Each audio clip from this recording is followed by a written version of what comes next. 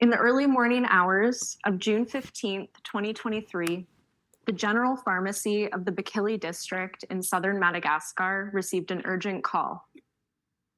The call came from the Community Health Center of a remote village in the neighboring region called Bohitani.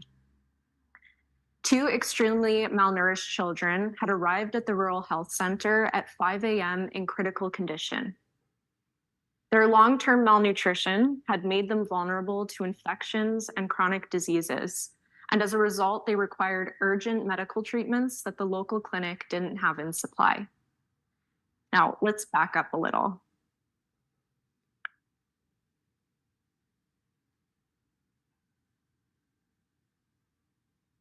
Madagascar is the fourth largest island in the world and is located about 400 kilometers off the southeast coast of Africa.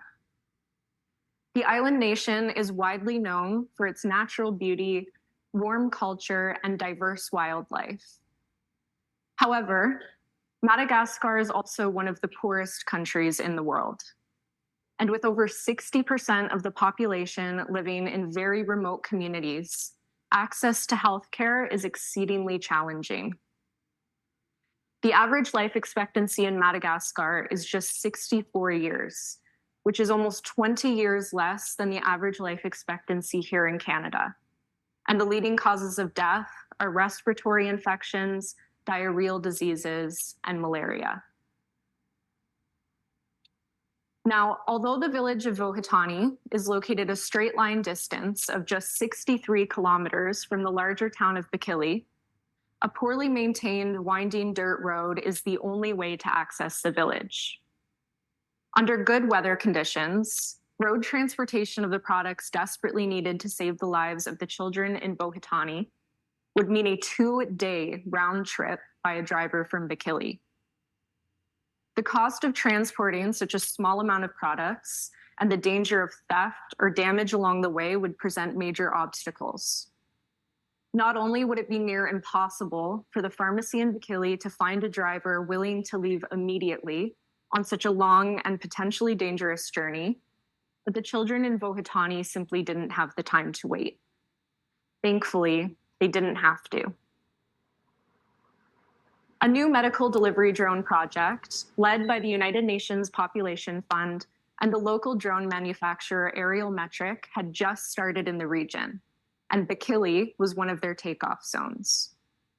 Within an hour of receiving the call, the pharmacy in Bikili had loaded a drone with antibiotics, supplements, and food supplies. 35 minutes later, the supplies landed at the clinic in Bohitani. Both children were immediately treated for their malnutrition and associated conditions, and both survived.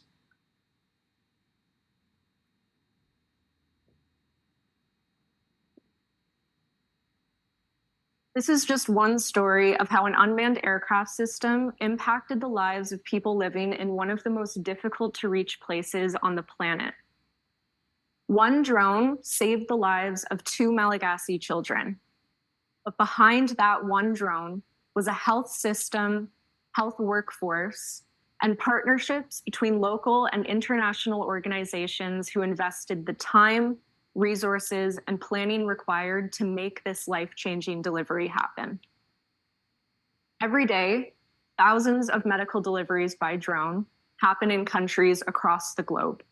And every day, thousands of people are impacted by a technology that's revolutionizing equitable and accessible healthcare. Despite this incredible impact, though, there's still plenty of room to grow. Multidisciplinary partnerships, regulatory frameworks, capacity building, and information sharing across the industry will be more important than ever if we want to continue scaling the reach and impact of advanced air mobility. And everyone in this room has a part to play in making that happen. Themes of sustainability, partnerships, and the societal impact of unmanned aircraft systems tie together this story from Madagascar with those of the 3 speakers before me. Over the next 4 days at AAM 2024, These concepts will continue to emerge as you engage with the many speakers, panels, and workshops. As stakeholders from diverse sectors and regions across the world, we've come together here to discuss the most pressing challenges and future directions for advanced air mobility. With this unique grouping of backgrounds and experiences, how can we collectively enable an integrated, sustainable, and impactful global aviation system moving forward? What immediate and long-term actions should be prioritized? And which opportunities have yet to be fully leveraged? As we open this 4-day symposium, consider these questions and ideas. And above all, consider how your own backgrounds and experiences will contribute to overcoming barriers and harnessing opportunities in advanced air mobility. Thank you.